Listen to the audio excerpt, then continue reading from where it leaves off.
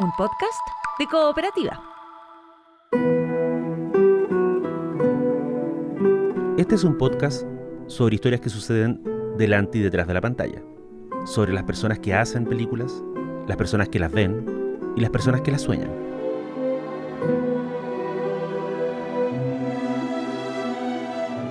Soy Daniel Villalobos y esto es El Contador de Películas.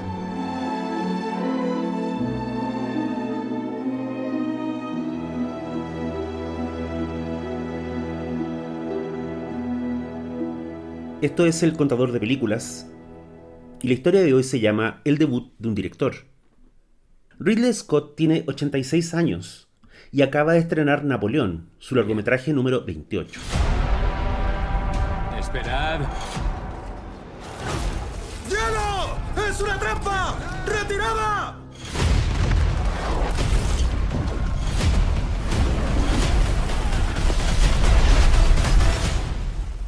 Y no piensa parar. Ya está en carpeta para noviembre del 2024 el estreno de Gladiador 2, secuela a uno de sus filmes más celebrados. Napoleón, como se intuye desde el título, es un drama de época, acerca del militar y político que alterará para siempre la historia de Francia. Scott, eso sí, no es ni de lejos el primer cineasta que se fascina con la figura de Bonaparte. Una de las primeras grandes obras épicas del cine mudo fue justamente Napoleón, pero del director Abel Gance, que la estrenó como pudo en 1927. La versión original de Gance duraba más de 5 horas, y su restauración a lo largo de los años se volvió una obsesión para el académico e historiador Kevin Brownlow. Pero esa es una historia que merece un episodio aparte. Otro director que se obsesionó con Napoleón fue nada menos que Stanley Kubrick. Durante más de 15 años, escribió y reescribió una biopic sobre el personaje y acumuló una biblioteca completa de textos de referencia sobre el auge y caída del sujeto. Por varios años, Jack Nicholson estuvo adjunto para protagonizar la película. Pero el proyecto fue perdiendo respaldo con los años y Kubrick aprovechó buena parte de su investigación y textos de referencia en la producción de lo que terminó siendo Barry Lyndon. Haría falta ser un gran filósofo e historiador para explicar las causas de la famosa Guerra de los 7 años que convulsionó a Europa. En febrero de este año, de hecho, este año que ya termina, Steven Spielberg reafirmó lo que muchos consideraban un mito, que él va a producir una miniserie para HBO basada en el guión original de Kubrick, y que el proyecto contempla una superproducción de 7 episodios. Pero al menos por ahora, lo que tenemos es el Napoleón de Ridley Scott. Sin embargo, y he ahí el verdadero interés de este estreno, es que con la nueva película el director inglés parece haber dado una vuelta completa. Ha retornado a una especie de punto de partida, ya veterano, y con todo el dinero y recursos de Apple TV en sus espaldas. Porque resulta que el debut de Ridley Scott como director de cine fue con una película ambientada en la Francia de Napoleón, con 2 actores casi desconocidos, y que costó menos del 1% de lo que cuesta su película nueva. Estamos hablando de Los Duelistas, de 1977. You have insulted me! I have strained my patience in order not to do so. And I demand an apology. El asunto parte así. A mediados de los años 70, Ridley Scott y su hermano Tony, también director y productor, eran ya reputados directores de comerciales de televisión. Tenían una productora juntos, y Ridley incluso había ganado cierto reconocimiento por pequeños cortos aficionados, como Un chico y su bicicleta. Pero Ridley quería hacer una película de verdad, para la pantalla grande. Los Duelistas fue su 5º intento por sacar adelante un largometraje. En el camino quedaron ideas para un drama romántico, un thriller de espías e incluso una biopic sobre Guy Fawkes, el hombre que conspiró en 1605 para asesinar al rey de Inglaterra y cuyo rostro inspiró la famosa máscara de V de Vendetta. Ridley y Tony razonaron que sería más fácil conseguir financistas si adaptaban un libro famoso, y lo mejor sería escoger uno antiguo que ya estuviera libre de derechos, y cuya historia tuviera una anécdota precisa y concisa que se pudiera convertir en un guión sin mucho trámite. Así llegaron a una novela corta de Joseph Conrad, que en su traducción al español se conoce como El duelo. Muy pronto se enteraron de que ya habían varios intentos por adaptar el material y que incluso existía un guión inédito, escrito por Gerald von Hawks. Los hermanos Scott compraron el guión y formaron una inteligente alianza con un hombre clave en esta historia, el productor David Putnam. Tal vez el nombre no le suene mucho a nadie, pero mencionar algunos de los filmes que Putnam produjo en su carrera no solo va a refrescarles la memoria, sino también a darles una idea de los temas y estilos que le atraían a este productor. Desde 1970 hasta los años 2000, David Putnam produjo películas como Melody, Expreso de Medianoche, Carros de Fuego, Los Gritos del Silencio y La Misión.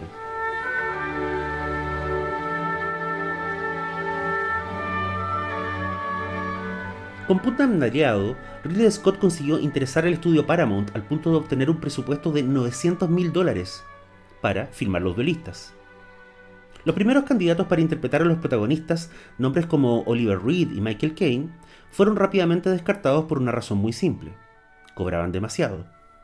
Scott y Putnam terminaron apostando por dos actores estadounidenses que jamás habían interpretado a personajes de época y que venían de una serie de roles secundarios en películas de alto calado. Eran Kate Carradine y Harvey Keitel. El papel más importante de Carradine hasta ese momento era como uno de los músicos de Nashville, la comedia coral de Robert Altman.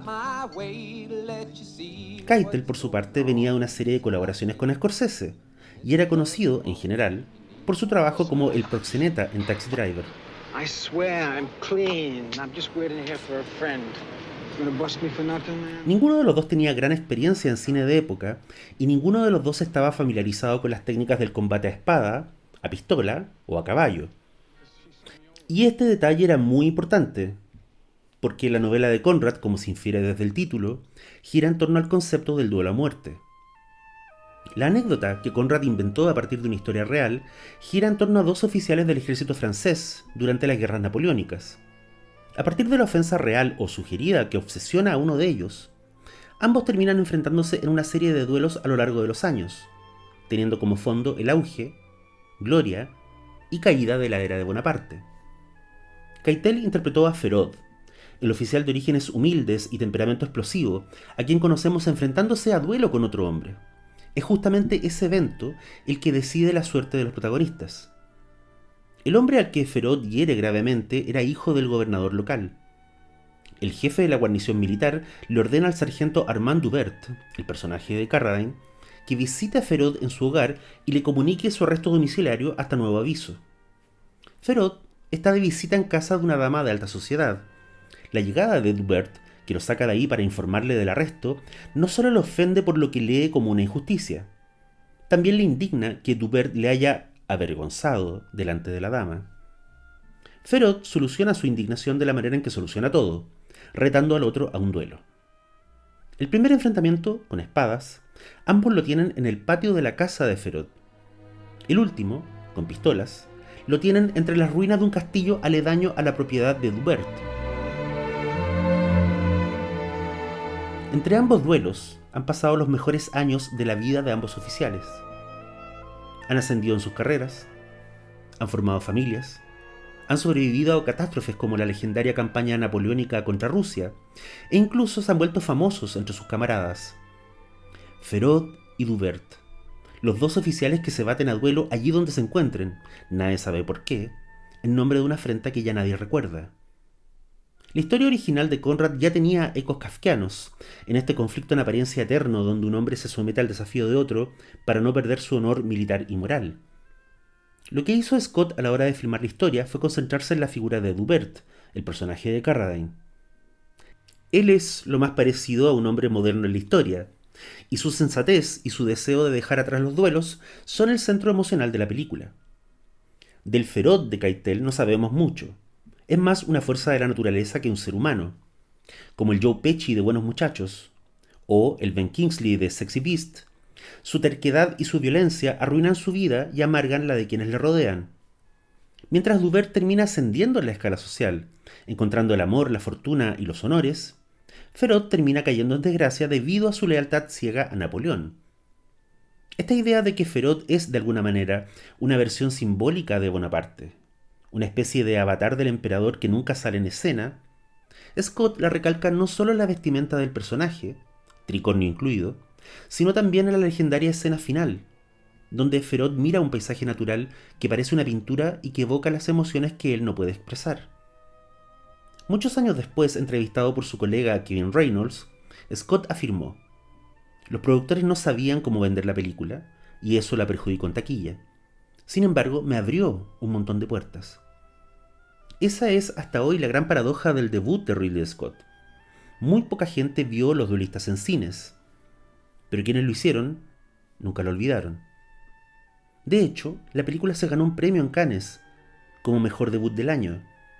Las críticas fueron en general muy elogiosas, y algunos de los involucrados en la producción, como Ivor Powell o Terry Rawlings, se volvieron colaboradores habituales de Scott en sus siguientes películas. En la misma entrevista con Reynolds, este le pregunta a Ridley Scott cómo se las arregló con tan poco dinero para construir escenarios tan detallados. Scott le dijo: mira, este es el punto. No construimos nada porque no teníamos dinero. Todas esas ruinas hermosas, esos salones, esas fachadas decimonónicas, son locaciones encontradas. Todo eso se filmó en una zona del sureste de Francia llamada Dordoña. Que estuvieran tan lejos de Hollywood, con un presupuesto reducido, y en medio de la campiña francesa, tal vez influyó en que Paramount dejara en paz al director para que filmara la historia a su manera. 15 years of television commercials, probably beyond 1,000, maybe 1,500 commercials at this point in my career. I was so frustrated at this point of banging the table saying, no, we make it now. Scott ha dicho que con los años ha tenido más control sobre sus producciones, pero que nunca ha vuelto a gozar de la libertad, de la sensación de libertad, de la que gozó en Los Duelistas. Tiene sentido. No solo estaba en Francia rodeado de amigos y colaboradores, además tenía apenas 39 años, y el mundo le debe haber parecido un lugar lleno de potencial y maravilla. En los 5 años siguientes filmaría 2 películas emblemáticas, Alien y Blade Runner. Con el tiempo se volvería uno de los directores más confiables de Hollywood, alguien capaz de sacar adelante con la misma pericia una road movie feminista como Thelma y Luis, o un drama militar en África como La caída del halcón negro. Los Duelistas se estrenó hace 46 años. Hoy pocos la recuerdan, pero es curioso constatar que la figura de 2 personajes enfrentados a muerte por un malentendido o un error de juicio es una imagen a la que el director ha vuelto varias veces en su carrera. Harrison Ford versus Rutger Hauer al final de Blade Runner. Michael Douglas versus el asesino de su compañero en Lluvia Negra. Matt Damon versus Adam Driver en El último duelo, de hecho. Cada hombre deberá combatir a caballo y a pie, y del modo que desee, con toda arma o recurso de ataque y defensa, excepto... Y por supuesto, como olvidarlo, Maximus Meridius versus el tirano que masacró a su familia en el Coliseo de Gladiador. Mi nombre es Máximo Décimo Meridio, comandante de los ejércitos del norte, general de las legiones Félix, leal sirviente del único emperador Marco Aurelio, padre de un hijo asesinado, esposo de una esposa asesinada, y juro que me vengaré, en esta vida o en la otra. Un artista, ya sea genial, promedio o mediocre, nunca escapa de las primeras ideas de su debut. En alguna parte de su cabeza, no me cabe duda que Ridley Scott sigue persiguiendo esa imagen fundacional. 2 hombres deciden pelear a muerte por una razón tan secreta que ya nadie la entiende o la recuerda. O como le dice a Reynolds en la entrevista, las escenas de duelo son escenas de drama. Son 2 personajes dialogando a través de sus espadas. A mí lo que me trae a la memoria esa observación de Scott no es el libro de Conrad, sino algo mucho más local. Se trata de una cueca magnífica, llamada Yo vi a 2 taitas pararse, acá en la versión de Los Chileneros. Esto fue El Contador de Películas. Soy Daniel Villalobos. Hasta la próxima.